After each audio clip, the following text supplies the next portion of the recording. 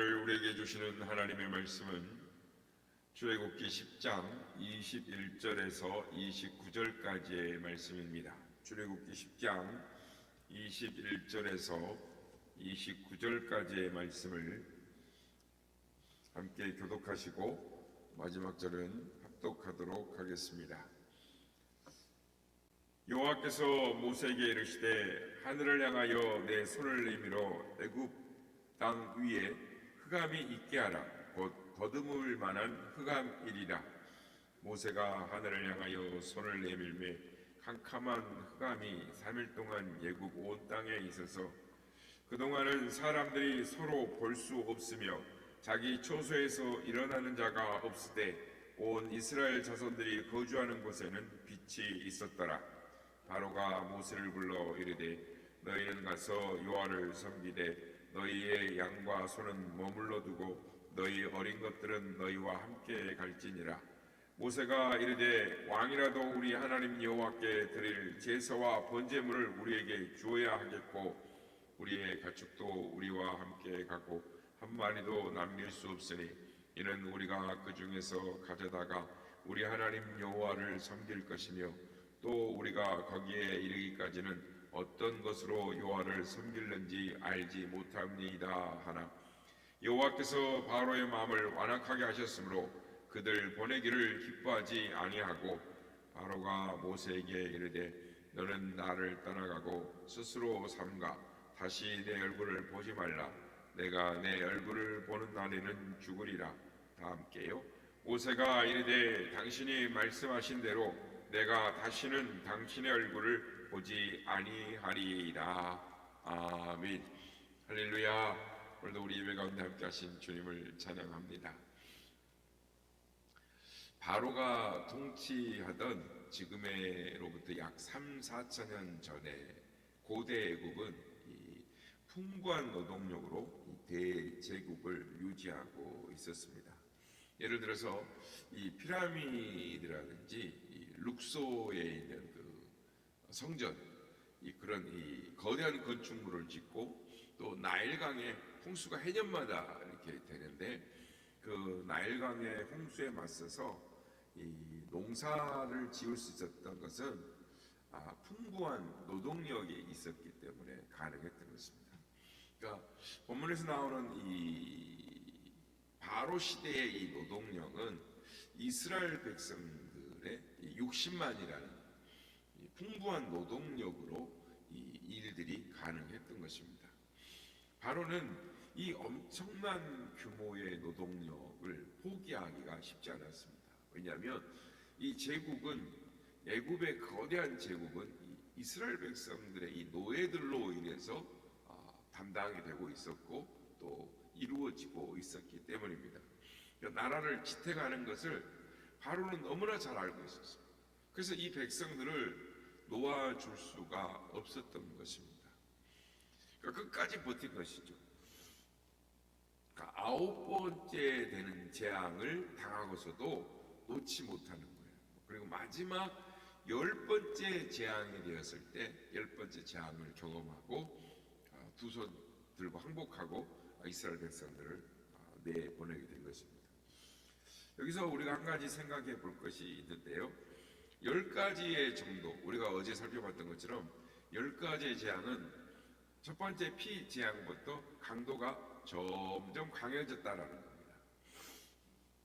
그러니까 재앙을 당하고 나서 버틴다면 그 다음 재앙은 더 강한 재앙이 올 거라는 것을 앞의 재앙보다 더 강한 재앙이 올 거라는 거죠. 그래서 이런 식으로 재앙의 강도를 더해 가다 보면 그러니까 마지막에는 죽음이라는 장자의 심판이 마지막에는 왔던 것이죠. 그래서 더 이상 버티지 못하고 손을 들었던 것입니다. 그렇다면 우리가 주목해 보아야 할 것은 이 9번째 재앙인 이 흑암이 재앙이라는 것입니다. 그러니까 상식적으로 생각을 해보면 두 가지의 의문점이 드는 것이죠. 한 가지는 도대체 이 흑암 재앙이 도대체 무엇이었을까라는 것입니다. 우리가 살다 보면 매일 밤이 오지 않습니까?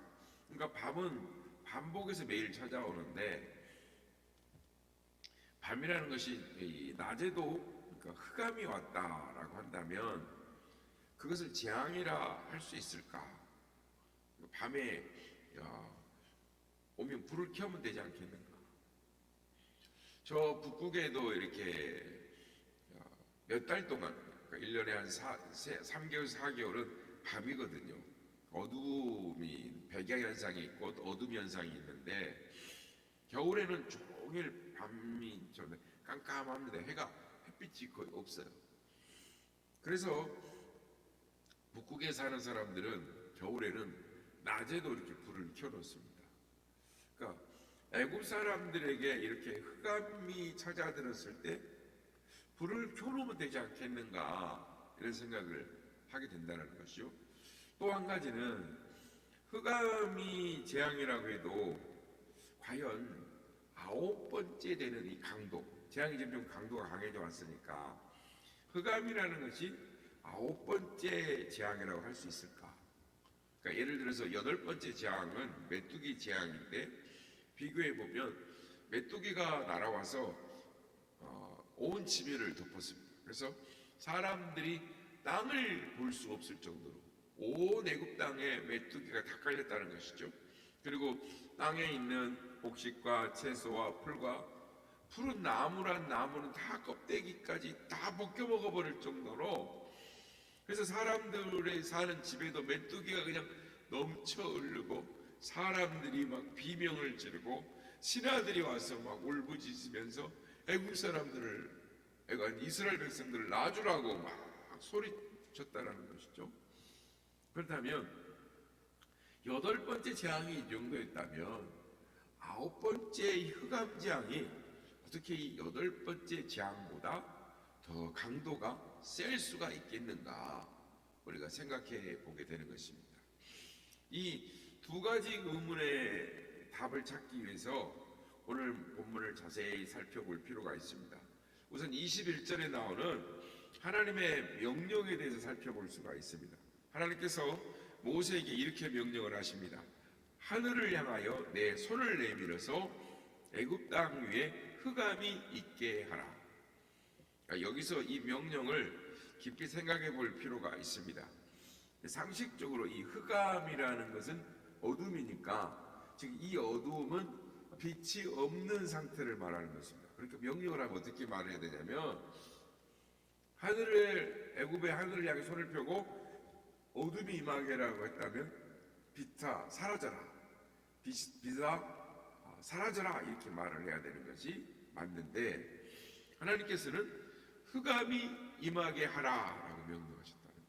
그러니까 여기서 말하는 흑암은 단순히 빛이 없는 상태, 그 이상의 그 어떤 것을 말한다라고 할 수가 있습니다. 그래서 이 흑암은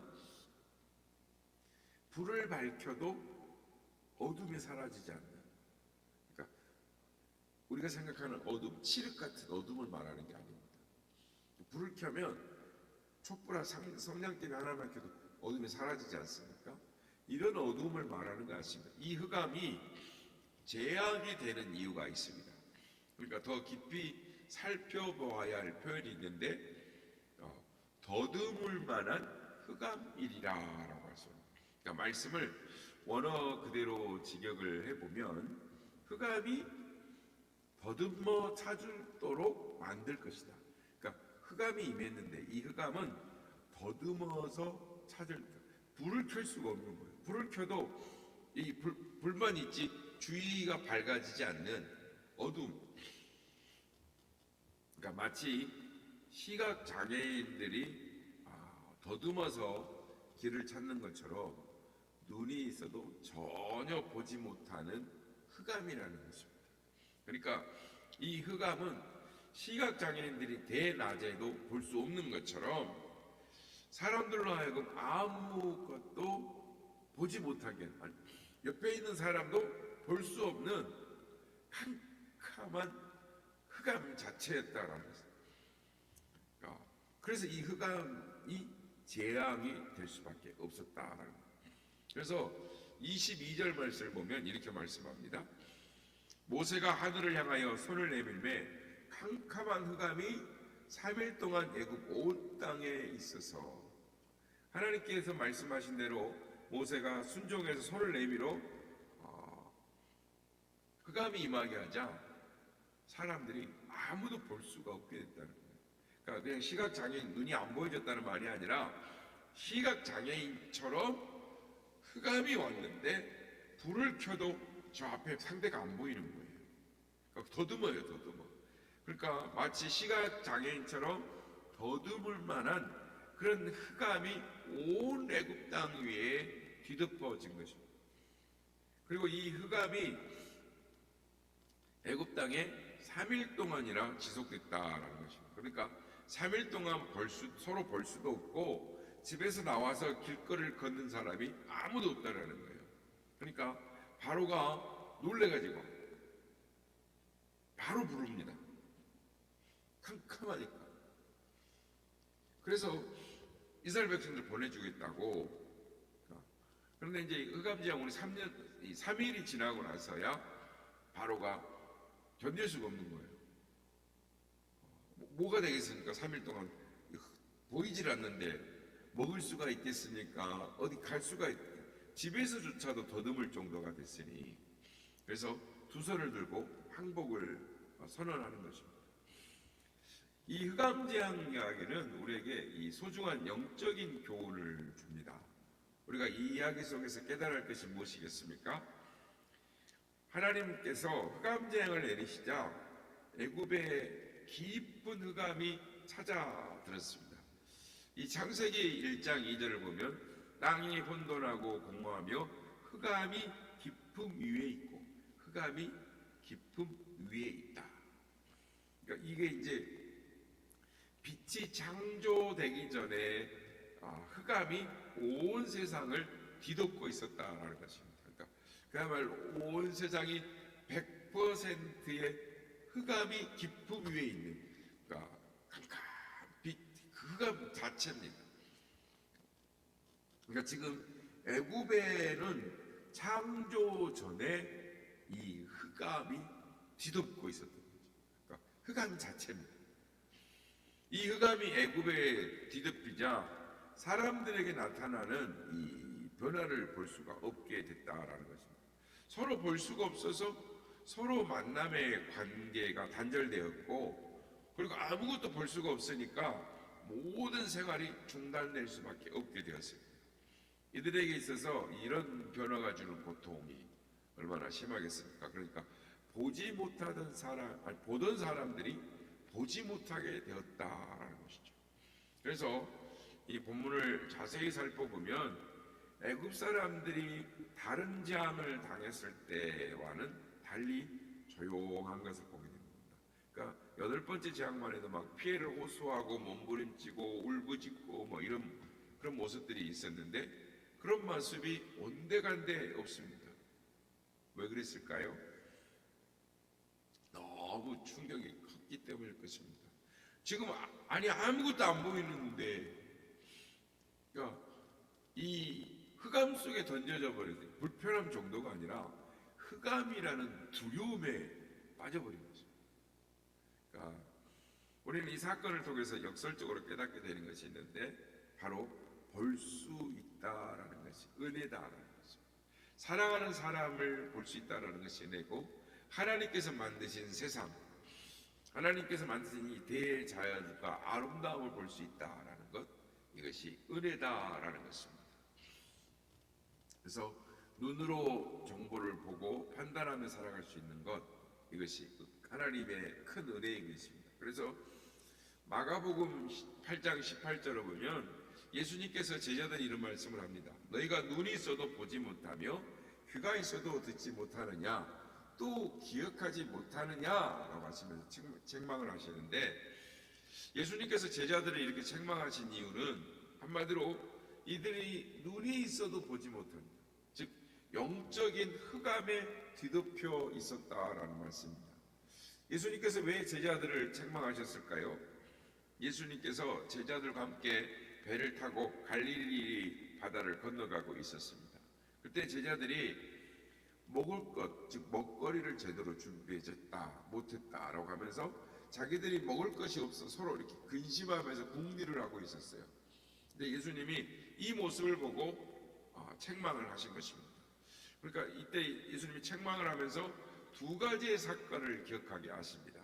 하나는 오병이어, 즉 떡 5개와 물고기 2마리로 5,000명을 먹이고도 남은 사건을 이야기하시고, 칠병이어 떡 7개와 물고기 2마리로 장정 4,000명을 먹고도 남은 것을 즉 배부르게 먹게 하고 남은 사건을 두 가지를 말씀하시면서, 지금 제자들이 믿음의 눈으로 봐야 할 것을 보지 못하고 근심하고 있다, 영적인 어둠 가운데 있다라는 것을 책망을 하십니다.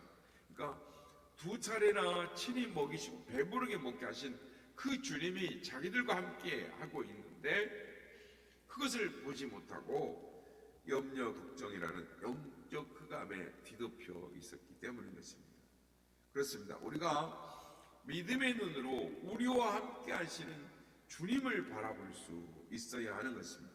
주님을 볼 수 있다라는 것, 그게 큰 은혜인 것입니다.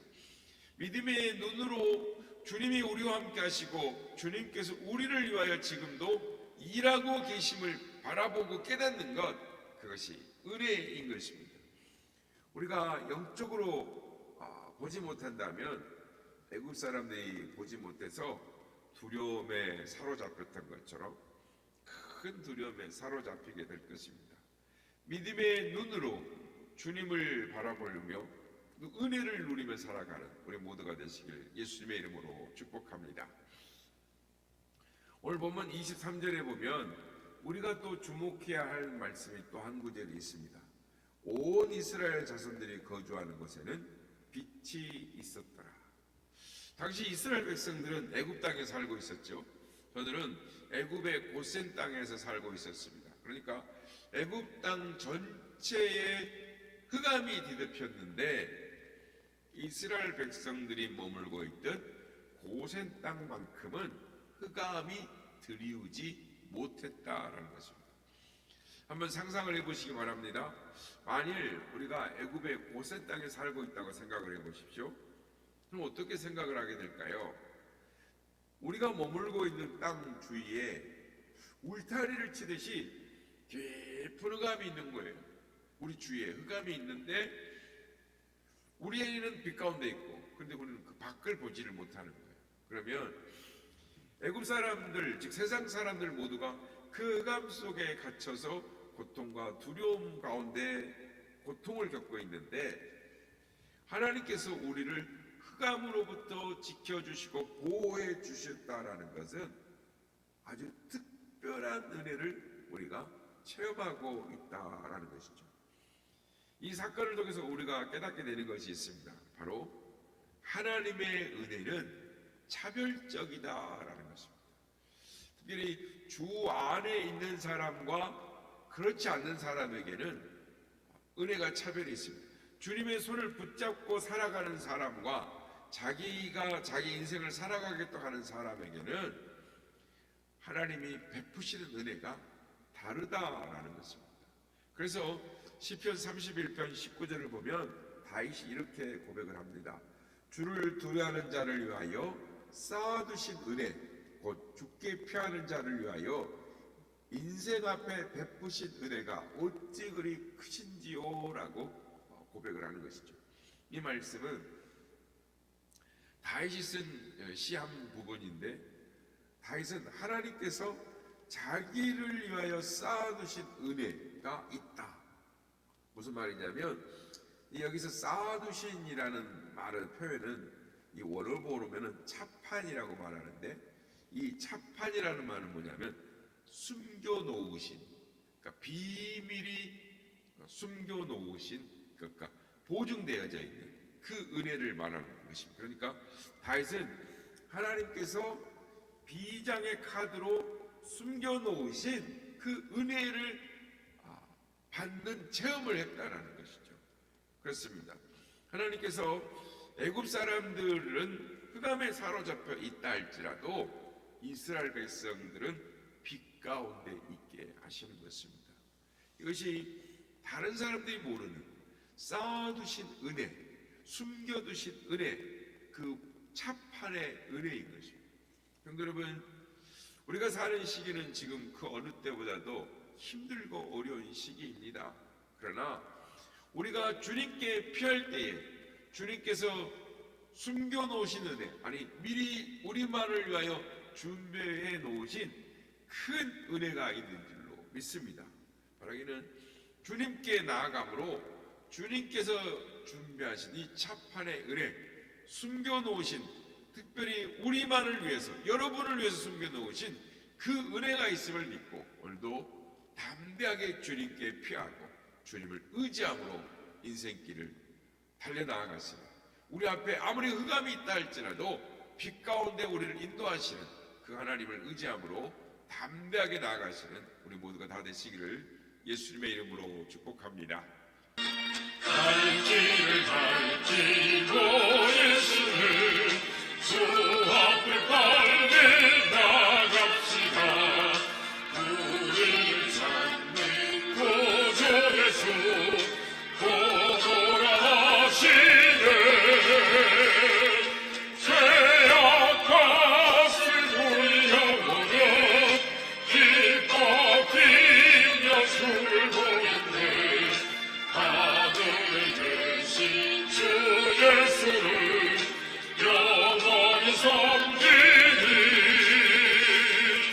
우리를 오라 하시는 말 기쁘게 듣고 순종하세. 구주를 믿기 지체 말고 소속히 나가세. 죄악과 슬픔이 영원히 기뻐 뛰며 주를 보겠네. 하늘에 계신 주 예수를 영원히 섬기니 주원을 여기 계시오니 나와서 주의 말씀 듣세. 듣기도 하며 생각하니 잠들는 시로라. 죄악과 슬픔이 영원히 기뻐 뛰며 주를 보겠네. 하늘에 계신 주 예수를 영원히 섬기니. 아멘. 오늘도 하나님께서 우리를 위하여 예배해 두신 큰 은혜가 있습니다. 우리를 위하여 일하시고 우리를 빛 가운데로 인도하시는 하나님이 우리를 위하여 숨겨놓으신 은혜가 있습니다. 오늘도 우리의 삶에 흑암이 둘러쳐진 것처럼 느껴진다 할지라도 우리가 주님의 빛 가운데 인도함을 받고 있음을 믿음으로, 신뢰함으로 담대하게 나아가 주께서 예비하신 차판의 은혜, 쌓아두신 비밀이 숨겨놓으신 은혜를 누리게 하여 주시옵소서. 은혜를 베풀어 주시옵소서. 이렇게 기도하는 우리가 되길 원합니다.